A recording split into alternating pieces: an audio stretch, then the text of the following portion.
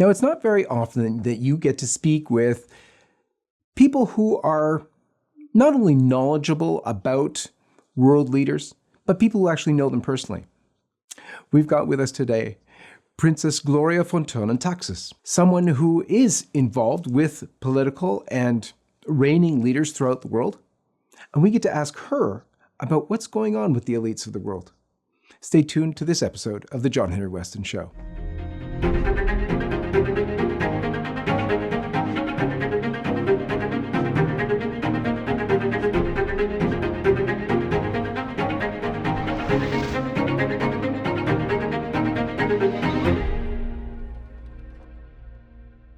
Princess Gloria, thank you so much for being with us. Very nice to be with you. Thank you for having me come on the show. Let's begin as we always do with the sign of the cross. In the name of the Father, and of the Son, and of the Holy Ghost. Amen. Gloria, you are friends with some of the people we read about and we're concerned with. I know you know, for instance, even Hillary Clinton and other world leaders. What's going through the minds of the world leaders today? They're all tending in a particular direction, not all, but a good majority are tending in a particular direction around the woke culture, around accepting all of this LGBT, ABC nonsense, the whole alphabet soup. Why is everybody going here? And what is exactly on their minds, if you can share it with us? Well, of course, it's very difficult to say what is on people's minds. But of course, we know that the prince of the world is very attractive. And you can just about say that very, very few of the people who help the prince of the world do it knowingly. Most of the people who do his job think they're doing something good for the world. They are either lacking of faith or they're lacking of faith education. They are just influenced by the media. They run like sheep behind the main current. We can really say that very few are really aware and do these things on purpose. Of course, we have been able to witness over the past years that the faith in general is under attack. Now, the Catholic faith is generally very much under attack, which shows us that what we believe is true. Because if it was not true, people wouldn't go through such trouble to get the secrecy of the mystical church finished. And unfortunately, we believe that a lot of our own clergy do not believe anymore, and therefore we encounter the problems in the organization of the church today. So one of the things that has been really concerning for people is that we're watching a lot of these sovereign leaders, some of whom you know, willing to give up the sovereignty of their lands, of their people, to unelected leaders, both in NATO, the United Nations, but also now to the World Economic Forum and these agreements that are being made and hashed out with the World Health Organization. How is this happening? What's the mindset there, if you can explain any of it? If you read the life of the saints, you learn very much about history, and you come to the conclusion that it has always been the goal of the ruling classes to acquire more power. That is the name of the game. Whoever sits on the steering wheel of power wants more power.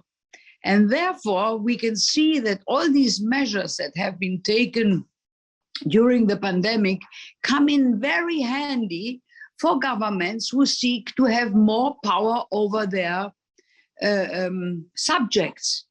And it is in our duty to fight that. And we have to, you have seen this with the truck drivers in Canada. They did a very, very fantastic job because the government saw they cannot just rule over so easily. Of course, at the end of the day, it looks to us as if the Canadian government has won the battle, but it shows to us people that if we don't like something, we have to use our rights that are still available in a so-called democracy.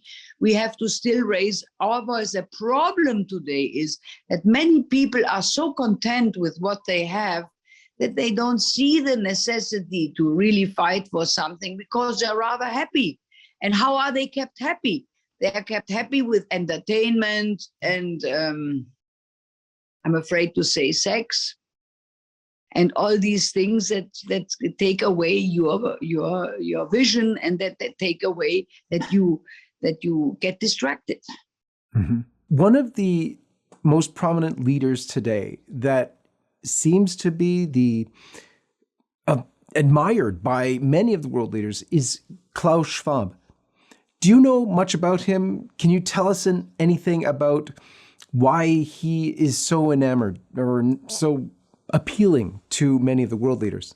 First of all, because what he started, the World Economic Forum, is a meeting place for the high and mighty of the economical world, political and economical world. And of course, also these people need connections, need to be very well connected. And of course, when they all meet together in Davos, it makes it easier for them to connect and to exchange their business cards, to shake their hands and to get to know each other. So in the first moment, it's a wonderful opportunity to meet each other, the powerful people in the world. And it's very expensive to take part in this forum because I think it costs the cheapest way in is 30,000 euros. So you don't even get to all the sessions. So that it's a business model, a very, very good, well-organized business model for the high and mighty to meet because they have a lot of money power.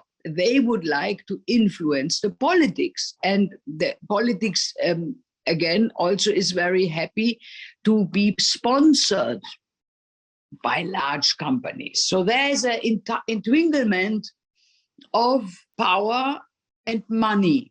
Now, but again, I say we still have democratical laws, and I think it is our duty to raise awareness with our brothers and sisters that we have to say, don't be content and sit at home and do nothing.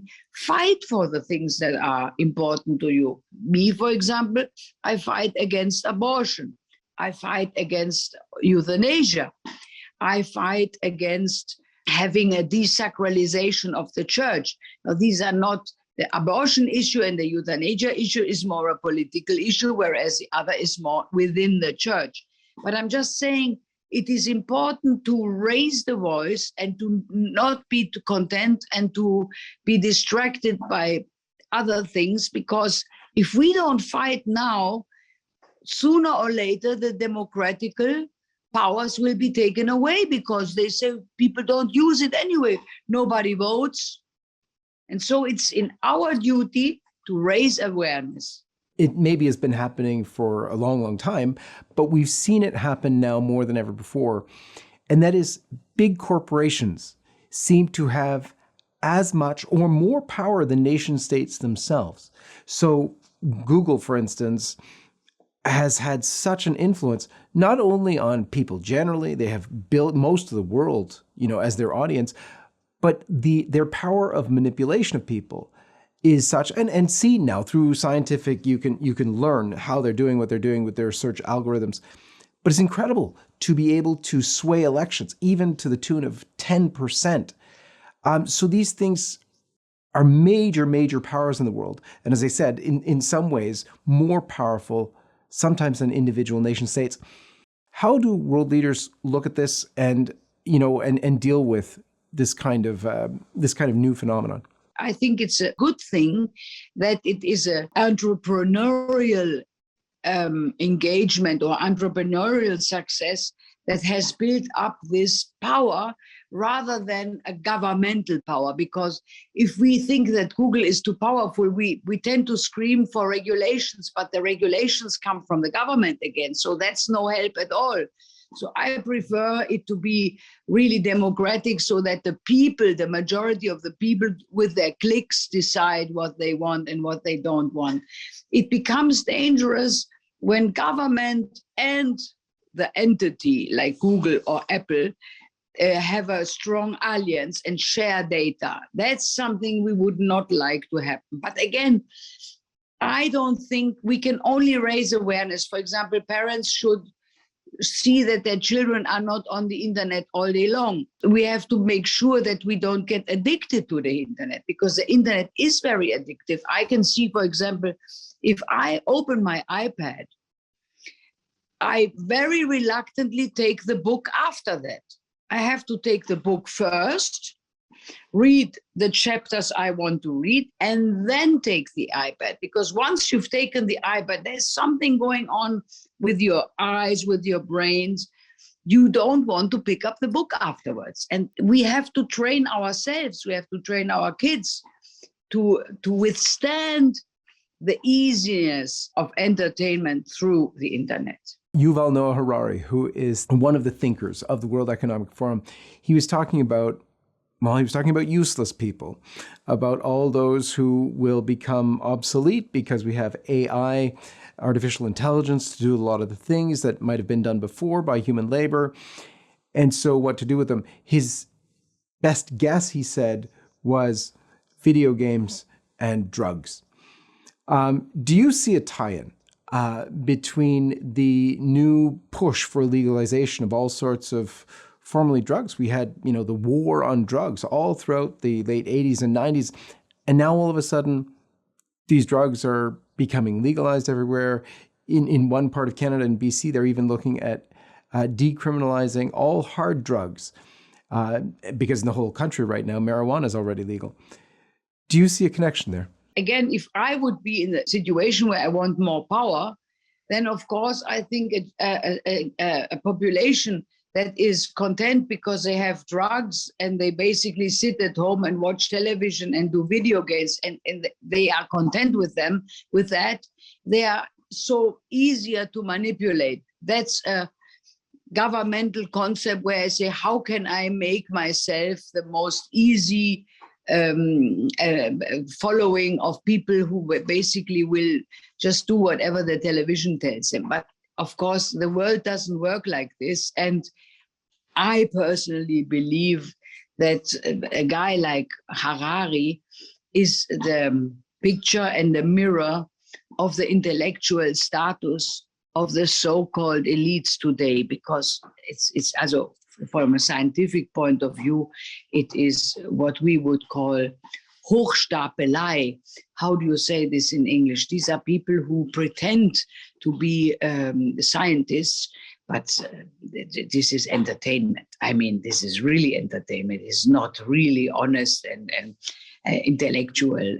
How can you say useless people? I mean, already the snobbery of that, and also the deep racism inside. It is not a racism for color of skin, but this is a racism like you are nothing and I'm fantastic and intelligent and you are stupid. Also, no, we are not there yet, and these people will disappear. I believe they are in fashion now. He sells very well his books, but I don't take that seriously. There's been a move for decades now, perhaps even more than a century, to really cull the world's population, to bring down the world's population. Some people have called it to a manageable number. They're talking about 500 million, 500 million or so. Now, with nearly 9 billion people on the planet, that's going to take a lot of doing. But there are a bunch of what you might call elites in the world who are wanting to do whatever it takes to get there. This scientifically is since a long time obsolete. Science knows that the world does not have too many inhabitants. These people are obsessed with this idea that we are too many people. They always claim that they are very much scientifically orientated. But when it really comes to science that is not a science that they want to acknowledged, then all of a sudden science doesn't play any role anymore. And therefore, because they are ideologues. In reality, they're not listening to science. Jack Ma, the very bright Chinese guy, and Elon Musk have already said 7 years ago, you can see it on YouTube, that the future problem of the world is not too many people, but not enough people. And there is a great contradiction that is in the world, that we have an economical philosophy, and that comes from the Anglo-Saxon world, where they believe that in order to survive economically, you have to consume more, and you have to make debts. And the debts and the consume of the people drive the markets, and that's the only way for prosperity.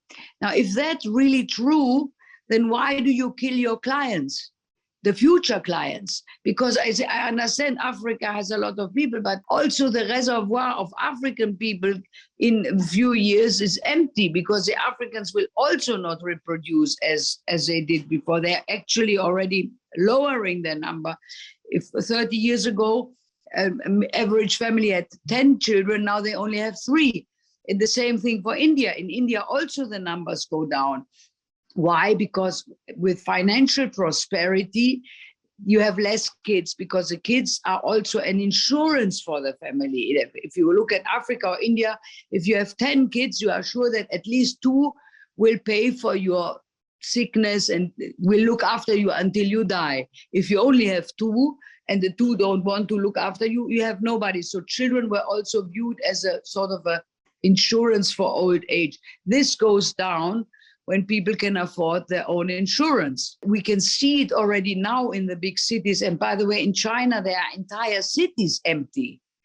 The problem of the future is not enough people and not too many people. Economically, they contradict exactly what they preach from the number of population, because again, like all ideologies, they don't make sense. You cannot, on the one hand, kill the people of the future, and then tell the students in economy, in order for the economy to grow, the whole market has to grow, and we have to drive consumers. So this contradicts.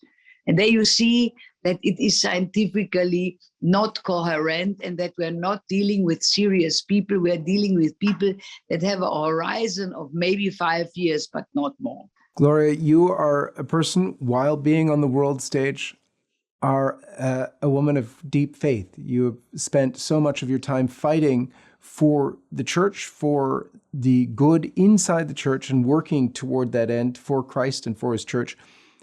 What is the message that's on your heart to convey? We have to convert to serve God, the Creator, because otherwise we are in a downward spiral. No government can succeed if their founding ideas are on killing babies and basically killing old people. And that's what's happening today. We are all into sort of population reduction, and we're going in even more into that. So we can only say to everybody, every government, every state, if they apply laws and ideologies that are against the Creator, we are going into a downward spiral, and we are going to destroy the world ourselves. It's not God that is coming to punish us. We are going to punish ourselves, and we are going to destroy the world. If there's an apocalypse, it's human beings who will do it.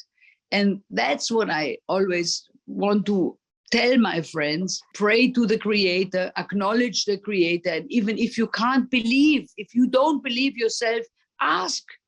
Just say to the Lord, I can't believe. Please help me to believe, because I know it will make me a happier person, because I will all of a sudden feel also purpose. There's so much purpose less in life, and that drives all the aggressiveness and the evilness, and that is the food which the devil lives on. Gloria, thank you so much for being with us on this episode of the John Henry Weston Show. I love to be on your show. I love LifeSite News. I love your show and the way you started and the way you ended. And I'm your biggest fan, and I will always do my level best to help you. Thank you so much. God bless you. God bless all of you. And we'll see you next time.